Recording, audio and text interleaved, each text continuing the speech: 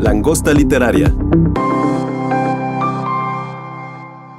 Bienvenidos al primer podcast de La Langosta Literaria, un espacio para la literatura. Mi nombre es Eduardo Flores, soy coordinador de redacción en Penguin Random House y hoy me acompañan Joaquín Guillén, también parte del equipo de redacción, y Ana Guerrero, editora en esta casa. ¿Cómo están, chicos? Muy bien, gracias, Eduardo. Gracias, Lalo, gracias a todos por escucharnos. Bueno, hoy inauguramos estos podcasts y el tema de hoy es el futuro del libro. A mí me gustaría empezar con una cita de Jeff Bezos que decía en el 2007, cuando estaba como fundándose el Kindle, que es muy interesante lo que él decía, para ver cómo es lo que ha cambiado. Él decía, los libros son artefactos increíbles, pero son el último bastión de lo analógico. Entonces, pensemos que era el 2007, venía el Kindle, ya estaba como en muchos sectores el libro digital, todavía no estaba como tan establecido la onda del EPUB, todas las tiendas estaban como viendo qué estaba pasando, se estaban acostumbrando, los lectores también eran todavía muy ajenos a este formato, pero el Kindle fue como, digamos, el punto de quiebre de toda esta transformación digital, o al menos era lo que ya decía que justo iba a cambiar completamente las cosas, ¿no? Pero bueno, ya han pasado 12 años y nos hemos dado cuenta que en realidad, pues ya no, esto que decían todas las personas catastrofistas sobre el final del libro, ¿no? Decían que el EPUB iba a matar a todos los libros de papel, que ya no se iba a imprimir nada y ahora pues seguimos igual, ¿no? Todavía seguimos trabajando acá en la editorial, entonces hay mucho que dar todavía de los libros de papel. Pero justo quería preguntarles a ustedes qué opinaban sobre lo que decía el presidente o fundador de Amazon sobre este tema, porque incluso también parecería que su intención era acabar con los libros de papel, ¿no? Como decir, si esto es analógico, hay que terminar con todo esto, que la tecnología se acabe.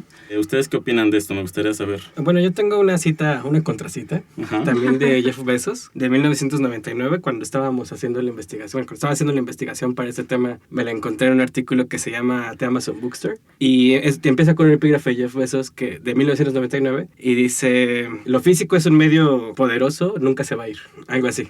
Entonces es muy extraño cómo pasamos de lo físico, de esta pasión por poseer cosas, de que Amazon pues vendía productos en bodegas y demás, ahora a hacer algo más digital. También creo que además no es cierto, es un poco artificial esto de que de pronto con la aparición del Kindle ya empezamos a ver como la llegada inminente de los ebooks, porque en realidad los formatos digitales se habían usado muchísimo antes. O sea, la gente consultaba libros digitales desde que se inventaron las computadoras, empezaron como a tratar de transmitirse información de esa manera. Lo que había faltado era como un medio de comercialización que fuera efectivo y que pudieras como realmente llevarle a un público que quisiera consumir eso, ¿no? Y sí hubo como, o sea, el salto fue que pasamos de venderlos en discos o venderte los CD-ROOMs, que eran lo que antes había, a que pudieras hacer descargas en un dispositivo. Y desarrollar ese dispositivo también fue, o sea, más bien fue eso lo que sucedió en 2007. O sea, sí, claro. Porque... Sí, no, o sea, los ebooks tienen una historia ya bastante larga. Digamos, el precedente más antiguo que tenemos es en 1945 con la creación de una máquina que se llama Memex, o se llamaba Memex, enorme, que no cabía en un cuarto. Y ahí, a partir de ahí incluso se decía que eso ya iba a acabar con los libros. O sea, esta visión catastrofista viene desde hace mucho tiempo, ¿no? Después vino un proyecto, el proyecto Gutenberg, que ya venía de una universidad con la intención de digitalizar todos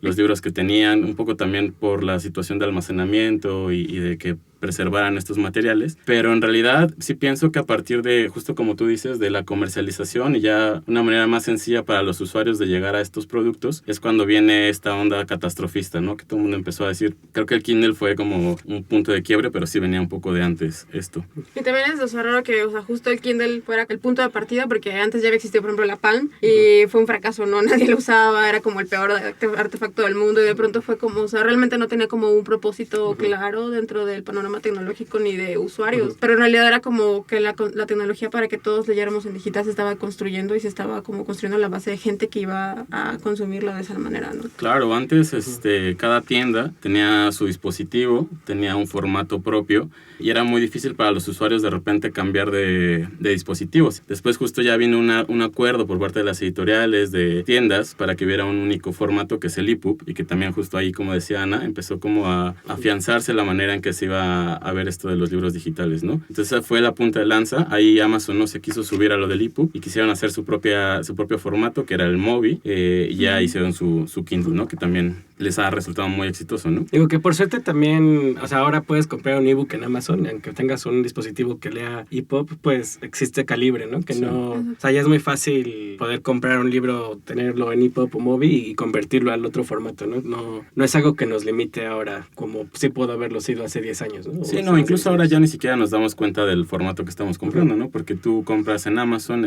para tu Kindle y ya sin problema está ahí, ¿no? Incluso tú nunca vas a ver la terminación .mobi ni nada, porque nunca vas a ver el archivo, ¿no? No, solo es como la autorización para que tú hagas uso de él, ¿no? Pero ahora justo quería preguntarles, a partir de todos estos cambios tecnológicos, ¿cómo ha sido su acercamiento o su cambio hacia los libros, hacia la lectura? ¿Qué ha pasado con ustedes a partir de la tecnología? Bueno, o sea, también quería mencionar el punto de que justo a nosotros nos tocó ser como esa generación de bisagra del cambio tecnológico y de dispositivos y del uso de la información en internet, ¿no? Porque no lo veíamos en ese entonces, pero entre 2004 y 2007 sí, o sea, como que sucedieron muchísimas cosas, entre que se inventaba Facebook y al mismo tiempo estaba lanzándose al mercado del iPhone. Ese mismo año se presentaba el primer prototipo del Kindle, en 2007.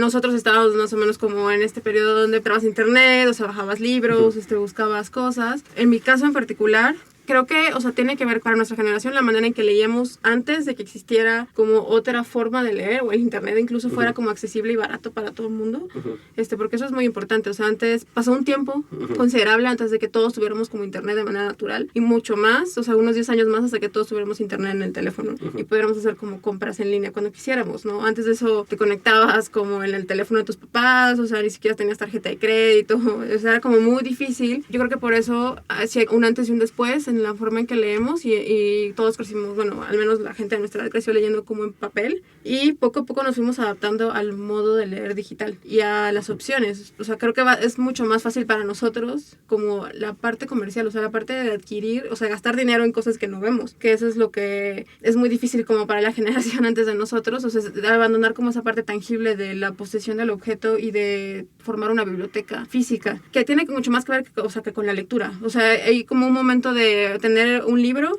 comprarlo, hojearlo y demás, y otra que tiene que ver con el consumirlo, o sea, como cognitivamente, ¿no? Pero eso somos nosotros. O sea, la generación que viene ya no tiene como esa distinción porque esa tecnología siempre ha estado ahí. Cada vez es mucho más fácil hacer compras en internet, cada vez se desarrollan como formatos más nuevos, más ágiles, como más nítidos. O sea, el Kindle creo que hace actualizaciones cada año para que sea cada vez como la tinta electrónica como más clara. Y entonces lo que es chistoso es que su ambición sea como parecerse a la página de papel, ¿no? O sea, como todos los dispositivos de lectura, o sea, pensados para lectura, están como pensados para parecerse a una página de papel. O sea, como que justo en ese periodo extraño como de experimentación, pensamos que íbamos todos a leer en pantallas y luego resultó que pues en realidad no podemos leer en pantallas, ¿no? La luz, el brillo y demás, o sea, como que impedía esas cosas. Y fue también como un poco descubrir qué era lo que había hecho al libro una tecnología tan exitosa durante más de 500 años, y eso tratar de aplicarlo a la tecnología de pantallas. ¿Tú qué opinas, Joaquín? Pues yo estaba pensando más bien en tu pregunta de que cómo había cambiado mi forma de leer.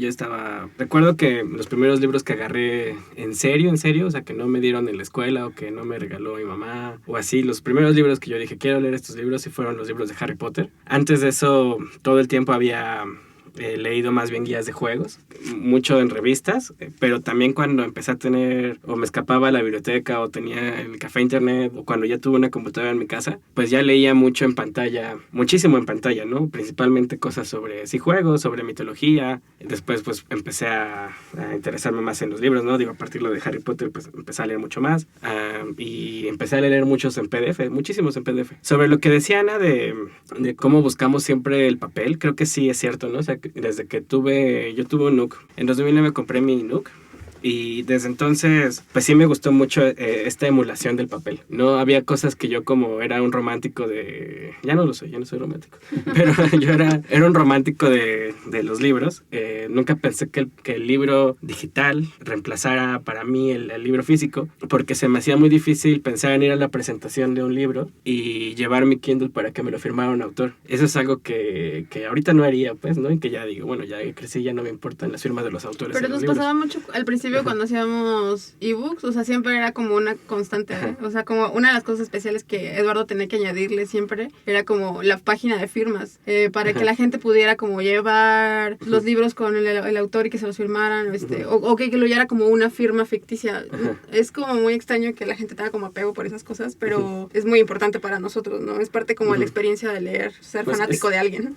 Pero no solo eso, también es la similitud, volvemos a la similitud hacia el papel, ¿no? Porque la situación de querer escribir, de que quede tu firma, porque digo, en los libros electrónicos puedes escribir, pero es una manera distinta, ¿no? No se ve tu letra, es algo predeterminado, y la idea de tener una firma sí hablaba de también un sentido de apropiación y de una cercanía con el autor, ¿no? Que también eso es lo que da con las firmas, de sentir que el autor te lo está dando específicamente a ti. O la parte de los comentarios y los subrayados, ¿no? Que era como, siempre ha sido como una de las características de todas las aplicaciones de lectura, desde el principio, yo creo. Las primeras versiones siempre han tenido como esta versión de tú puedes como subrayar como lo haces en el papel. Y incluso en las versiones para iPad ya tienen como, o sea, de colores y se ve como si fuera agua, así como acuarela.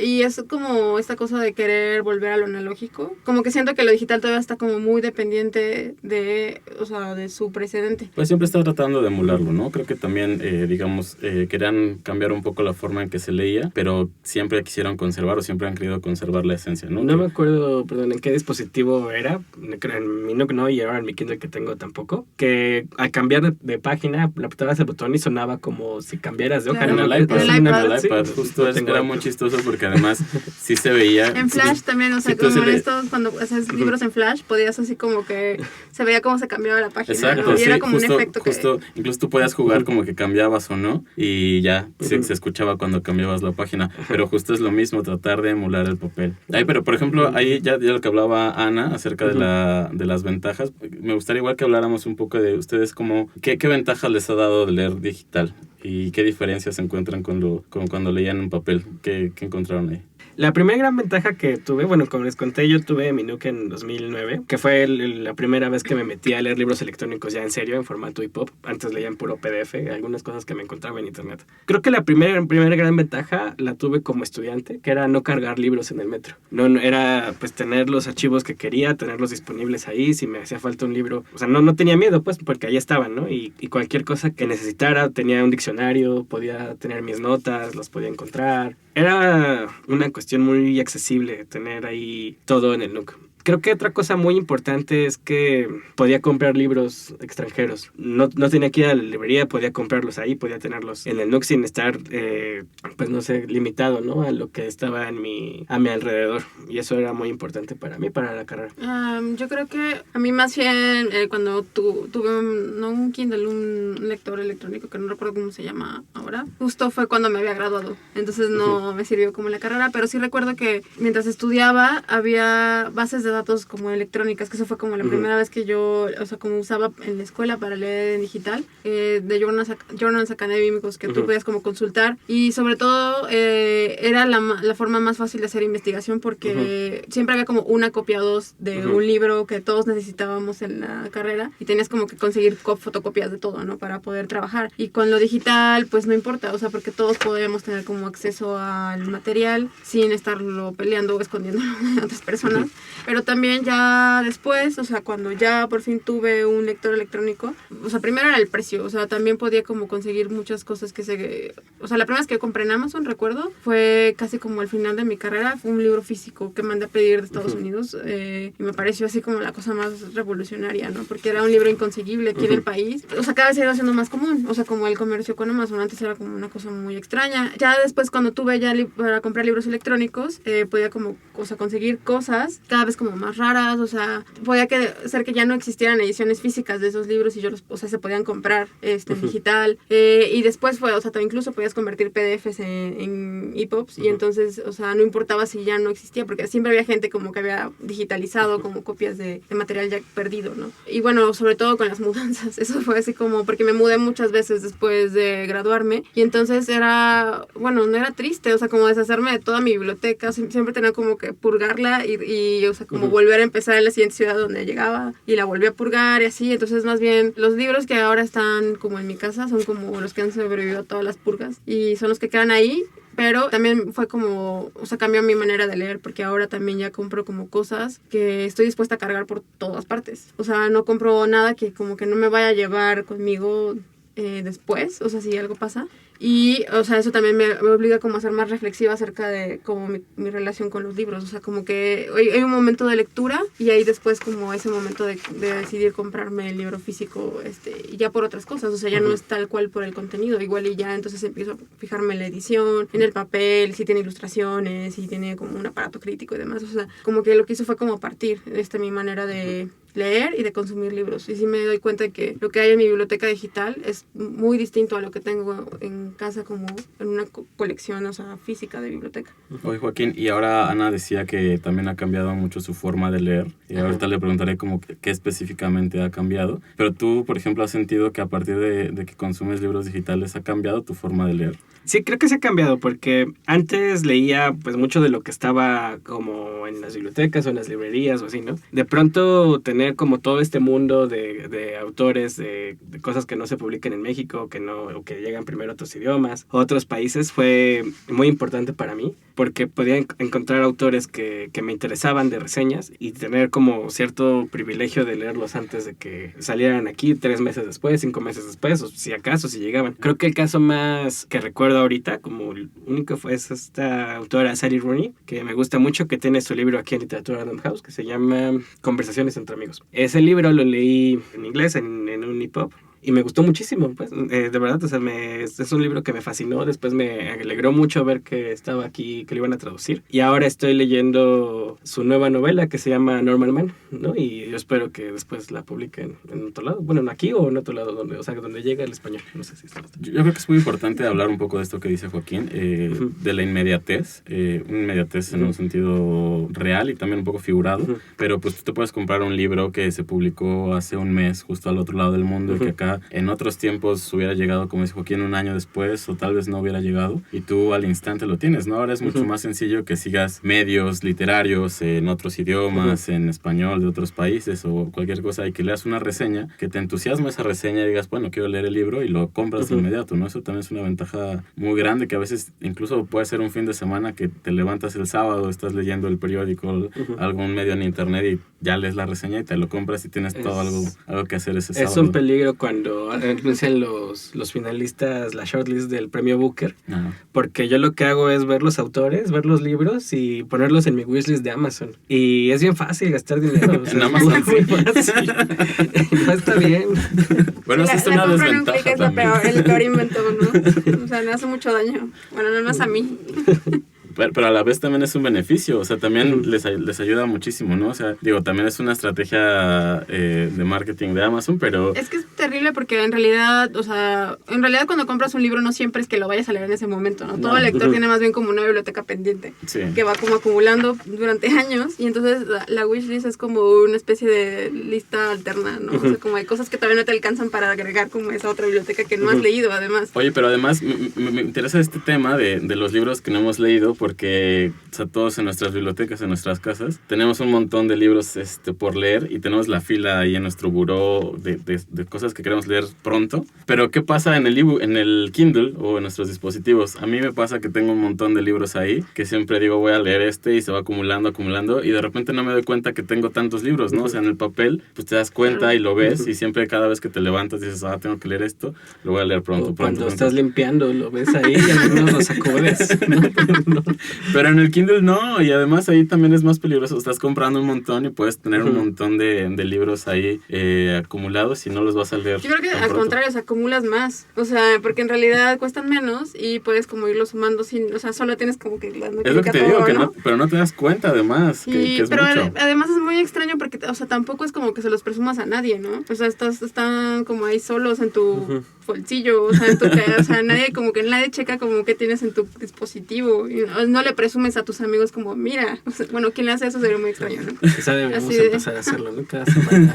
A sacarle screenshots, así como todo así, mira, es todo lo que voy a leer. Pero también es una manera distinta de crear bibliotecas ahora, ¿no? Bueno, a fin de cuentas, una persona, un lector, compra un libro, no necesariamente para leerlo en ese instante. Siempre sabemos que va a estar ahí cuando lo necesitemos, ¿no? Ese también es el objetivo de las bibliotecas, ¿no? Tener un libro para que tú puedas consultar consultarlo en el momento en el que tú lo necesites. Y en el Kindle pues también cumple esta función, ¿no? Que tú estés acumulando ahí libros no es como ningún problema, porque además tiene 2 gigas de memoria y parecería que es muy poco. O sea, tú lo ves con tu celular, parecería que es muy poco, pero en realidad le caben un mega, un ¿no? montón, o sea, un montón de puedes libros. tener 100 libros, o sea, como, güey, 100 libros, es mucho. Más, ¿no? Entonces sí, eso también es muy, muy chistoso, ¿no? La manera en que acumulamos los libros ahí. Pero ahí, por ejemplo, me gustaría también regresar a la parte catastrofista, o sea, hablando ahorita un poco de las ventajas de los libros electrónicos. Quisiera preguntarles por qué se vio tan mal cuando se crearon, ¿no? Porque todo el mundo los satanizaba y les decía que eso era el fin de la humanidad, casi. ¿Ustedes qué creen que pasó? ¿Qué veían ahí? Un poco lo vimos nosotros, tal vez éramos un poco más jóvenes, todavía no estábamos como tan metidos en esta industria, pero pues lo vivimos, ¿no? Hemos vivido esta transformación ya desde adentro, pero ¿qué creen que pasó en ese momento? O sea, ¿y cómo ven ahora a esa distancia esos argumentos que daban las personas? Creo que es algo bien natural como tener miedo al fin del mundo, ¿no? O sea, el mundo como lo conocemos, porque lo mismo se decía cuando llegó el cine, ¿no? De los van a desaparecer los libros y... Lo mismo dicen ahora las inteligencias artificiales, ahora todo el tiempo están como de, no, las ahí nos van a acabar, o sea, con la humanidad, o sea, es lo mismo porque en realidad lo que haces es como proyectar hacia el futuro y como que tratas de imaginar el peor escenario posible. Sí, eso es muy, muy humano, ¿no? También, pero lo chistoso es que además nunca se ha muerto el libro, todavía no se ha muerto el libro, pero siempre estamos buscando la humanidad, la forma de que, o la tecnología que lo va a matar, ya lo decía Joaquín, cuando llegó el cine justo se decía lo mismo, la radio, la televisión, ahora también el internet, hablaban mucho de que lo iba a matar, pero pues más bien los libros se han adaptado, ¿no? Más bien han a lo mejor cambiado un poco su misión o la manera en que la gente se acerca a ellos, pero siguen ahí, ¿no? Siguen ahí. Yo creo que no quiero verme muy poético, pero pues otra cosa muy natural del ser humano es contar historias, ¿no? Como que todo el tiempo hemos contado historias. Desde los cantos homéricos, ¿no? Como que tenemos esta noción de acercarnos todos a escuchar una historia sobre nosotros mismos, ¿no? La Biblia al final son historias. Como que todo el tiempo nos estamos explicando a través de historias y las historias al final están en los libros. Pero es muy natural siempre pretender entendernos a partir de la palabra, ¿no? Y yo creo que el libro no va a morir, o sea, como digo, puede morir de papel, ¿no? Algún día los bosques necesitarán reforestarse mucho, o sea, puede ser, o sea, el formato puede cambiar, pero los libros van a existir y vamos a seguir contando historias hasta el día que se acabe la Tierra, de verdad. Yo también creo que tendríamos que mencionar cuál es realmente el impacto más allá de la contención de historias, o sea, como en la cultura y la manera en que funciona nuestro cerebro ahora gracias a que tenemos libros, ¿no? O sea, la manera en que, por ejemplo, adquirimos una educación visual a través de los libros, desde que tenemos libros de texto que nos enseñan como, estas son las letras, estas son las frutas, o sea, como que hay una imagen fijada de todo lo que existe en el mundo, gracias que tenemos enciclopedias, que tenemos libros de texto, después tenemos libros ilustrados infantiles y vamos como progresando hacia ya la parte como más abstracta de las palabras, propiamente, ¿no? Entonces, o sea, los libros hacen posibles, o sea, y la verdad es que definen la manera en que funciona, o sea, que entendemos todo el mundo. Cómo vemos las cosas, o sea, cómo tenemos como convenciones acerca de qué sabemos qué es cada cosa, y eso se logra gracias a esta tecnología. Entonces tendría que ser una tecnología tan buena que logre como eso para que realmente pueda desaparecer, pero supongo que al principio la gente pensaba que con las pantallas iba a ser como más barato, más accesible, o sea, más fácil, la gente iba a estar como más pegada, o sea, como iba a estar como atraer más su atención y que iba a distraer como de el formato, o sea, no tradicional, y que por eso iban a dejar de comprarlos, y eso supongo que es lo que, bueno, también son más baratos de producir en cierto nivel, sí. Y entonces como el miedo de, bueno, pues ya no va a tener caso que hagamos libros, porque, o sea, ¿quién va a querer pagar por esto cuando pueden pagar por algo mucho más barato, que además es como más atractivo, es interactivo? Y lo que hemos descubierto es que pues en realidad a la gente no le importa interactuar cuando están leyendo, ¿no? Porque estábamos leyendo, nadie quiere como ver, o sea, actualizaciones de nada cuando estás leyendo, ¿no? Pues también quería preguntarles qué opinaban del libro como tecnología, porque justo fue una tecnología disruptiva. Cuando recién se crea la imprenta de Gutenberg, había mucha gente que estaba criticando los libros, ¿no? La manera en que se estaban haciendo ahora, en ese momento, porque justo decían que estaba cambiando, ¿no? Que estaba perdiendo su esencia artesanal. Los copistas de aquel entonces criticaban muchísimo a los tipógrafos porque ellos se equivocaban, sembraban erratas. Desde entonces surgen las erratas, ¿no? Acá todavía es un mal con el que estamos combatiendo todos los días, pero justo a pesar de estas críticas vivió y ahora sigue, ¿no? Sigue sobreviviendo, a pesar de que todo el tiempo lo han querido matar. Siempre dicen que aparentemente con las maneras en que se cuentan las historias en el cine, en la televisión, en la radio, va a terminar con la esencia de los libros, ¿no? Pero pues han sobrevivido, y pues ¿qué creen que sea lo que haga que sobrevivan? Bueno, yo también creo que tenemos que recordar que Gutenberg fue como el primer dueño de una startup. O sea, la imprenta era como una cosa una tecnología nueva que no convencía a nadie y que más bien asustaba más de uno. Que además, o sea, realmente la perdió, o sea, porque era pésimo con los negocios, ¿no? O sea, se la tuvo que vender como al hombre que le prestó el capital para hacerla. Y Fust, que fue el hombre que se la vendió, justo lo que hizo fue como tratar de emular las Biblias manuscritas para vendérselas a las personas que él quería comprar el mercado del libro en ese entonces, ¿no? De las Biblias. Y pues la gente la que llegó a vender las Biblias estaba como muy enojada y asustada, ¿no? O sea, pensaban que eso era obra del diablo y quisieron como quemarlo en una ciudad. Lo persiguieron. O sea, no fue como tan sencillo, tampoco como esa tecnología. Entonces es muy parecido a lo que está pasando ahora, ¿no? Esto que intentamos emular al papel, pues es como casi lo que sucedió hace 500 años cuando salió el libro impreso. Pues el libro es sumamente bondadoso, ¿no? Con nosotros, ¿no? O sea, lo puedes tener primero como un objeto casi decorativo en nuestra casa, ¿no? Que dice, esto me pertenece. O sea, creo que esto es una de las cosas más importantes por las cuales ninguno de nosotros se ha vuelto completamente a lo digital. Pero es que también esa es una anécdota muy divertida porque mucha gente también compra libros para adornar sus casas. Sí, ¿nunca has visto ese tutorial de alguien que enseña como a quitarle los lomos? Como lo puedes pegar como en una caja para poner como tus libreros falsos. Es como el extremo de esa experiencia. Yo con libreros, en librerías he escuchado anécdotas de gente que dice, oye, ¿dónde tienes los libros rojos? ¿O dónde tienes los libros azules? Porque justo la intención de ellos no es leer, solamente es tener un objeto decorativo y que cumpla con ese color. Entonces eso también es chistoso.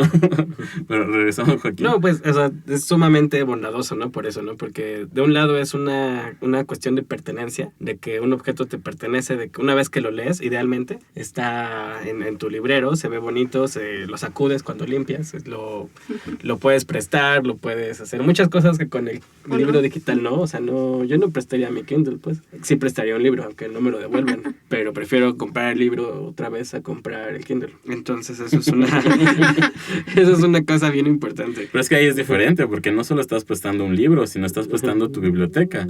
Algo también, por ejemplo, recordando un poco lo de los Kindles, en el 2007 justo decían que los Kindles, todos los lectores en algún momento iban a ser gratis, que justamente las editoriales o las tiendas iban a darle a los usuarios, los lectores, porque también era uno de los impedimentos, una de las contras de la que la gente decía que el libro electrónico no iba a funcionar o que el libro electrónico no estaba padre, porque tenías que recurrir a otra tecnología para poder leerlo. Es algo que ya de alguna manera existe, ¿no? Porque tú puedes tener tu cuenta de Amazon de Kindle y tener tu Kindle en tu celular, aun si no tienes el dispositivo en específico, ¿no? Entonces, sí no es la manera ideal de leer libros electrónicos, pero sí está y sí quitas esa barrera y sí quitas ese, pues sí, como ese nivel de ese acceso, ¿no? Lo puedes derrocar.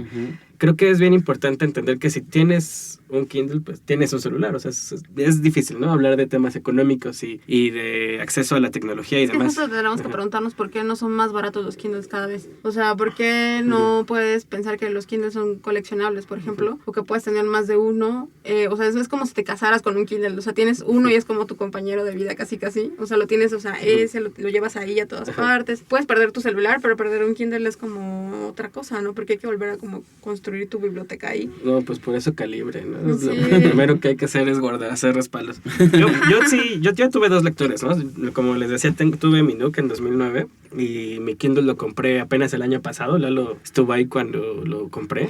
¿Ves? Es como casarte con él, pues. Fue testigo. No, pero además lo compramos juntos, pero ahora ya salió un nuevo Kindle y yo, por ejemplo, lo vi ahora el nuevo Kindle y me dan ganas de comprármelo, pero yo me acabo de comprar uno y no lo voy a cambiar y además te dura un montón de tiempo. Entonces, pues dura como 10 años. Mi Nook me duró como 10 años. Ya de plano era imposible ocuparlo. Ya ven que lo apagas y puede durar semanas, ¿no? Sin que lo prendas. Puedes leer tus libros impresos o puedes ver tele y te haces menso con la lectura digital, pero no pasa nada, lo prendes y ya, y mi Nook ya no daba más de 2 días. Entonces eso fue un problema porque... 2 días es un montón, o sea, ¿de qué hablas, Joaquín? No, pues nada. ¿Cuánto tiempo lo querías tener prendido? No, pues mucho tiempo, pues a veces veo series también. No se puede leer todo el tiempo. Oigan, y quería preguntarles si ustedes creen que el libro todavía está en esta especie de guerra contra otro tipo de formatos, el formato electrónico también, o también contra el mismo internet. ¿Creen que todavía se puede percibir como una guerra? Sí, claro, siempre va a ser una guerra por tu atención al final, o sea, lo que menos tenemos, o sea, realmente el recurso escaso es el tiempo para hacer o para comprometerte con todo el entretenimiento que hay en el universo y cada vez hay como más. Entonces, o sea, si cada vez tienes menos tiempo, también como que la lectura se vuelve como cada vez más difícil, o sea, es como una especie de lujo ahora, o sea, que puedas leer, o sea, que programas tu tiempo ahora voy a tener como tiempo libre para poder dedicarme solamente a leer. Hay, por ejemplo, hablemos, me parece buen momento para meterlo de los audiolibros, porque justo los audiolibros de alguna manera surgen por la falta del tiempo de la gente, ¿no? O sea, ahora vivimos con mucha aceleración en nuestras vidas, trabajamos casa, y no tenemos tiempo a veces para leer, ¿no? O incluso muchas encuestas dicen que la gente, uno de los pretextos por los que dice que no lee es porque no tiene tiempo. Entonces los audiolibros de alguna manera también están tratando de acompañar a la gente en esta falta de tiempo, ¿no? Los audiolibros ahora que están poniéndose tan de moda, que está siendo como un formato bastante aceptado por mucha gente, están tratando de que tú puedas leer o escuchar un libro dependiendo de cómo tú lo quieras nombrar, mientras estás haciendo una tarea, digamos, a lo mejor que no requiere toda tu atención, pero puedes hacerlo, ¿no? También. Claro, porque es un poco extraño como poner un audiolibro y no hacer nada, o sea, como que haces con el resto de tu cuerpo, ¿no? O sea, mientras eso sucede. Entonces, por supuesto que lo ideal es que lo hagas mientras haces otra cosa, ¿no? Pero el punto de la lectura es que justo requiere como toda tu atención mental para decodificar el signo que está en la página y convertirlo en una idea. Y de alguna manera, pues eso también es un esfuerzo físico que dejas de lado cuando ya no estás leyendo. Y bueno, yo creo que también lo que viene es toda esta tecnología de los Alexa y todos como los speakers o... Sí, pero no también la voz ahora está siendo como una herramienta muy importante de la tecnología. A mí lo que me llama la atención es que, bueno, o sea, justo yo la experiencia que tengo con audiolibros, o sea, comencé a usarlos, por ejemplo, para salir a dar la vuelta en bicicleta. Me gustaba mucho salir como en la noche. ¿Es muy peligroso? No, es que no sale a la calle como no estés con semáforos. Solo para que lo sepan, no lo hagan. Más bien como, me gustaba como salir a un parque, a dar como vueltas en ese parque donde no había personas, a quien podía atropellar. Y ponía como un audiolibro. En ese momento, como justo mi atención estaba en el camino, o sea, el audiolibro como que me iba hablando mientras estaba haciendo eso y no me sentía sola.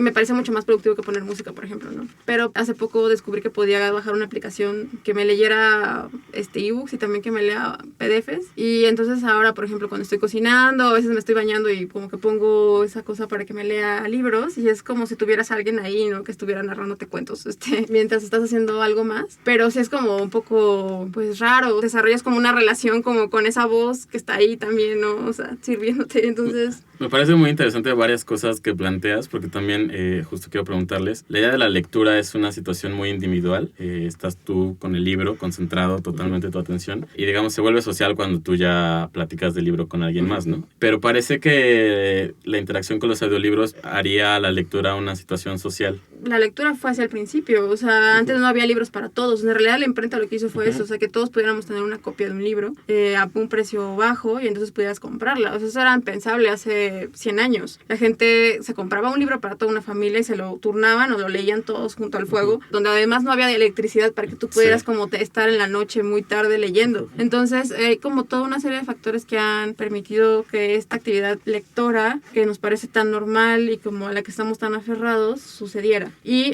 lo que está pasando ahora es que también...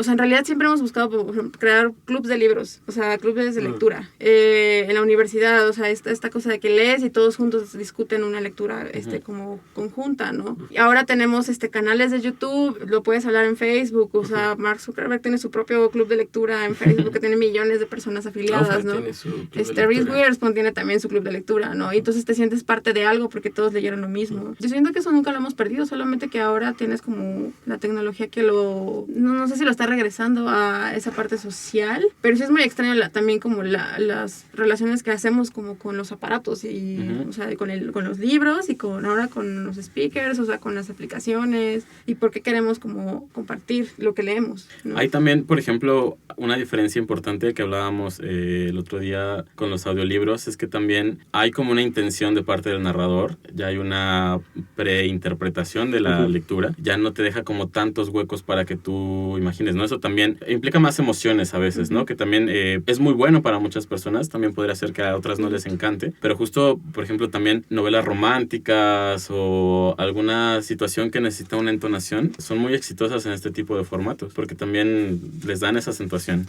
Yo creo que ahí lo importante realmente es siempre tener, la mayor cantidad de público tenga acceso a eso, ¿no? Si a mi papá o algo así le gusta más leer un libro, o que alguien le lea un libro, que se lo lea un actor famoso aparte, ¿no? Que lo ubique, pues sí va a preferir siempre el audiolibro a un libro. No creo que mi papá escuche audiolibros, pero, o sea, creo que entonces me da mucho la idea de que uno de sus actores favoritos o una voz que le dé cierta entonación le ayude. Y creo que al final eso es realmente lo importante.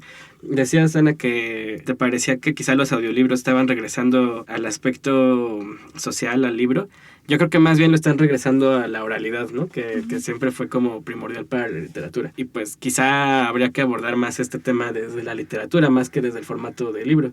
Porque lo que Lalo decía hace unos minutos, unas preguntas atrás, pensábamos en la coexistencia, o qué pensábamos de la coexistencia de los libros, de los libros con el internet. Con eso tú dijiste que se gana en guerra. Yo al contrario pienso que estamos en paz, ¿no?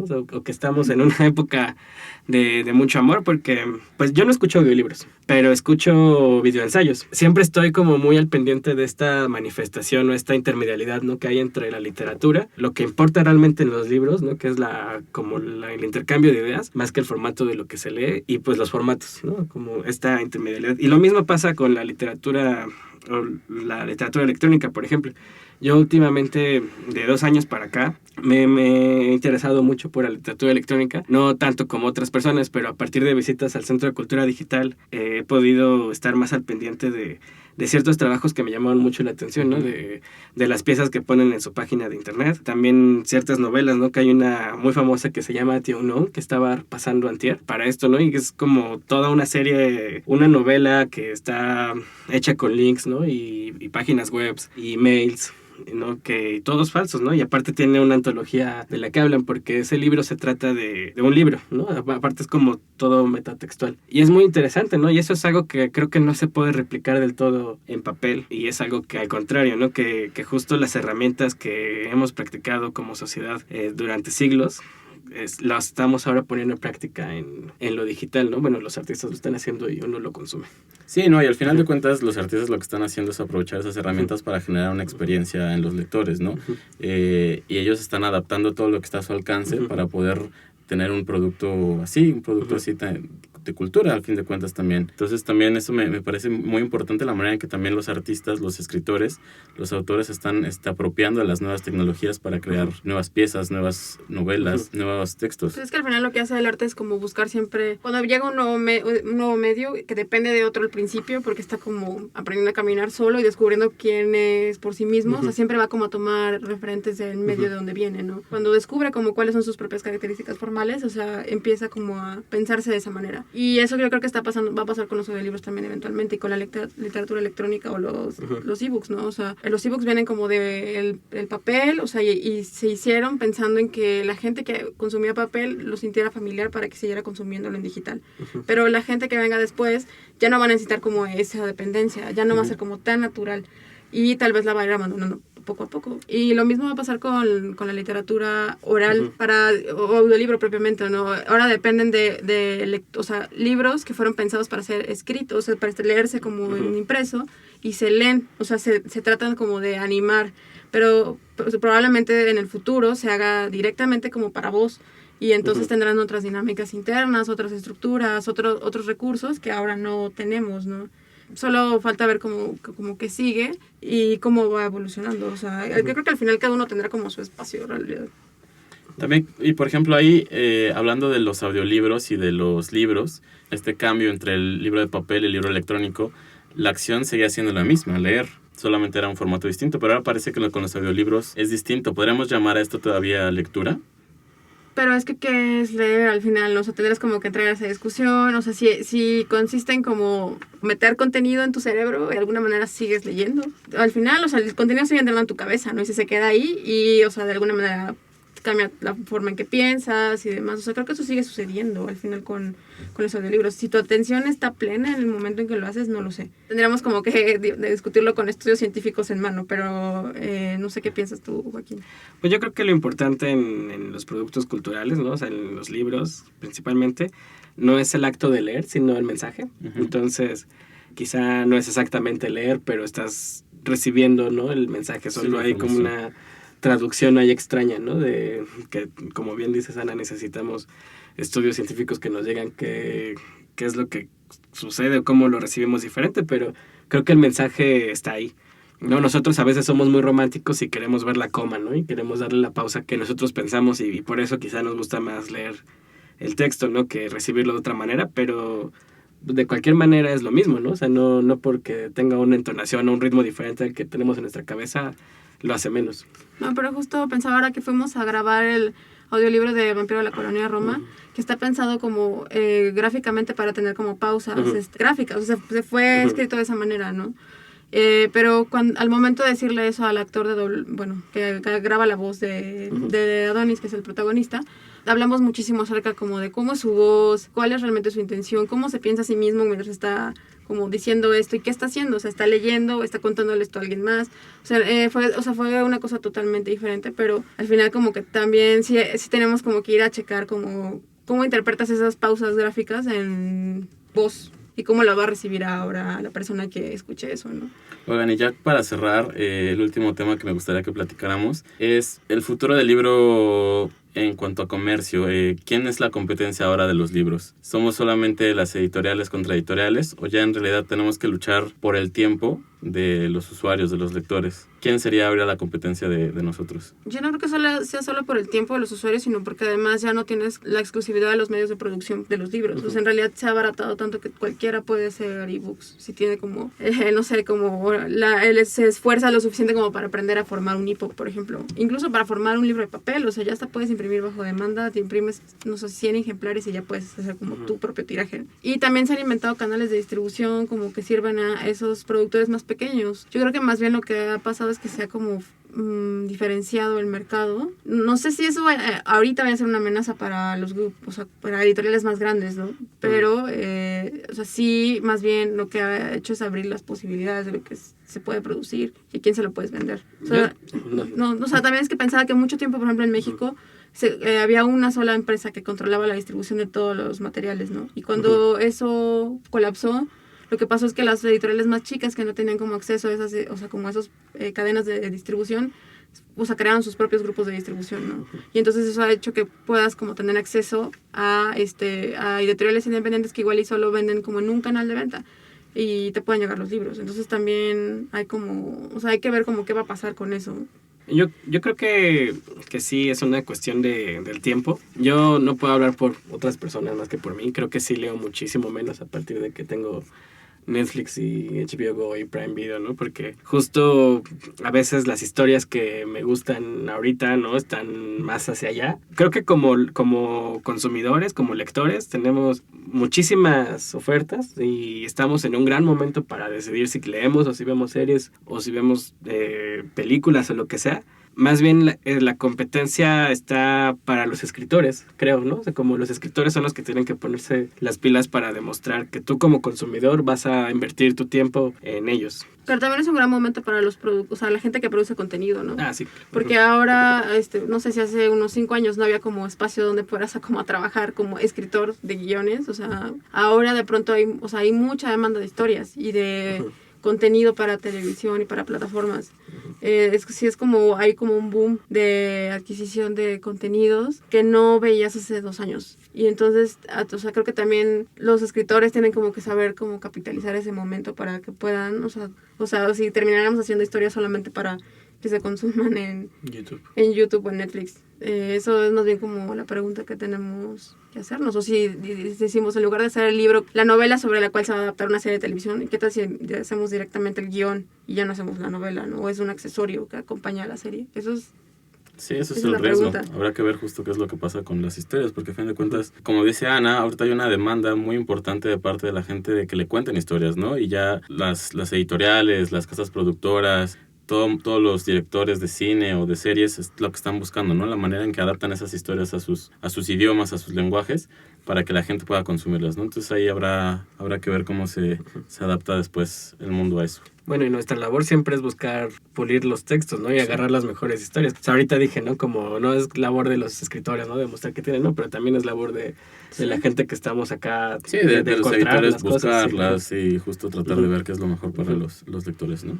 Bueno, muchas gracias por su atención. Con esto cerramos esta emisión del podcast de La Langosta. Esperamos que nos puedan acompañar en las siguientes emisiones. Muchas gracias a Ana Guerrero, a Joaquín Guillén, que estuvieron aquí con nosotros. Muchas gracias a Jacqueline Tavera y a Pablo Palomino, que estuvieron en la producción. Los dejamos con un fragmento de Sálvese quien pueda, de Andrés Oppenheimer. Hasta luego.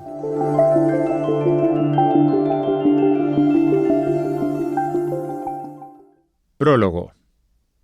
Desde que un estudio de la Universidad de Oxford pronosticó que el 47% de los empleos corren el riesgo de ser reemplazados por robots y computadoras con inteligencia artificial en Estados Unidos durante los próximos 15 o 20 años, no he podido dejar de pensar en el futuro de los trabajos. ¿Cuánta gente perderá su empleo por la creciente automatización del trabajo en el futuro inmediato? El fenómeno no es nuevo, pero nunca antes se había dado tan aceleradamente.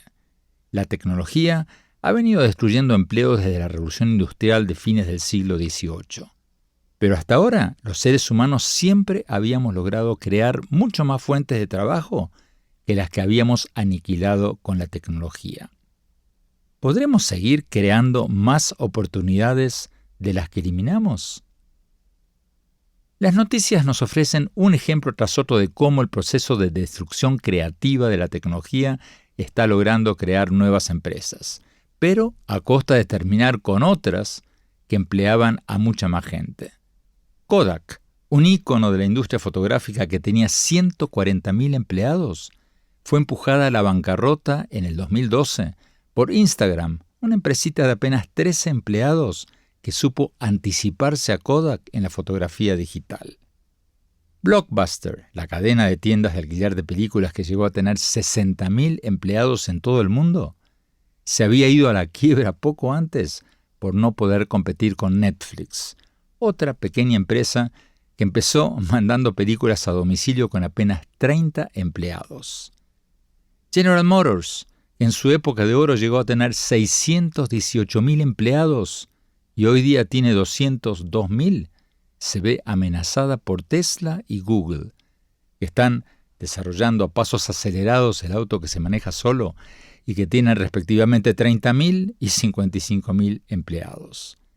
¿Les pasará a los empleados de General Motors lo que les pasó a los empleados de Kodak y Blockbuster? La desaparición de empleos está aumentando en forma exponencial, o sea, a pasos cada vez más acelerados. Lo vemos todos los días a nuestro alrededor. En años no muy lejanos hemos constatado la gradual extinción de los ascensoristas, las operadoras telefónicas, los barrenderos que limpiaban las calles con un rastrillo y muchos obreros de fábricas manufactureras que están siendo reemplazados por robots. En Estados Unidos están desapareciendo los cajeros de las casillas de cobranza de los estacionamientos y los empleados de las aerolíneas que atienden al público en los aeropuertos. En Japón, los meseros de muchos restaurantes ya están siendo reemplazados por cintas movedizas y hasta los chefs de varios restaurantes de sushi están siendo sustituidos por robots. Ahora están viendo amenazados sus trabajos no solo los trabajadores manuales, sino también quienes realizamos tareas de cuello blanco, como los periodistas, los agentes de viaje, los vendedores de bienes raíces, los banqueros, los agentes de seguro, los contadores, los abogados y los médicos. Prácticamente no hay profesión que se salve. Todas están siendo impactadas, al menos parcialmente, por la automatización del trabajo. Mi propia profesión, el periodismo, está entre las más amenazadas. The Washington Post ya está publicando noticias políticas escritas por robots. Y casi todos los diarios estadounidenses publican resultados deportivos y noticias bursátiles redactados por máquinas inteligentes. Los periodistas tendremos que admitir la nueva realidad y reinventarnos o nos quedaremos fuera de juego. Y lo mismo ocurrirá con prácticamente todas las demás ocupaciones. Hasta los propios responsables de la revolución tecnológica, figuras como el fundador de Microsoft, Bill Gates, y el fundador de Facebook, Mark Zuckerberg, están admitiendo por primera vez que el desempleo causado por la tecnología, el así llamado desempleo tecnológico podría convertirse en el gran conflicto mundial del siglo XXI. Búscanos en nuestras redes sociales, Twitter, @langosta_lit, Instagram y Facebook, Langosta Literaria, y en YouTube, Me Gusta Leer México.